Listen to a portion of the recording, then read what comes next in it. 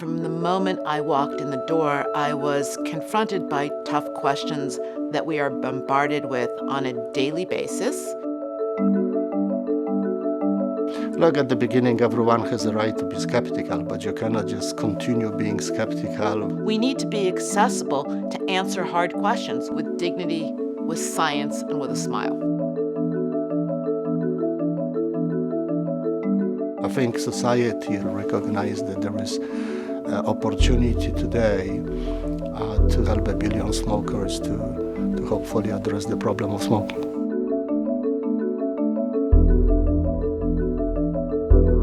We have 1.1 billion people smoking, and still many of them do not know about smoke-free alternatives or do not have the right information about them. I think 85% of the people say that adult smokers who would otherwise continue to smoke should have access to accurate information.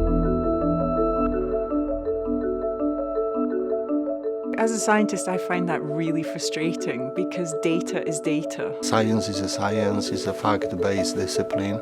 We have built probably the best science in this area that exists today, and it's just wrong to ignore it.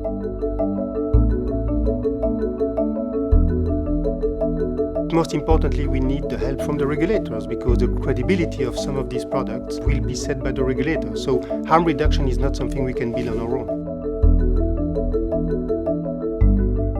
Credible voices need to raise them right now. It's physicians, it's nurses, it's pharmacists, and it's also friends and family of men and women who smoke. Everybody can play a role. We are fully aware that as a member of the tobacco industry, the level of trust is not necessarily high. You can regain the trust, build this trust, if you're really open, honest, and transparent, and sharing your views, your knowledge which you have, etc., with others. We can't say with 100% certainty that there will not be an unintended consequence in the future.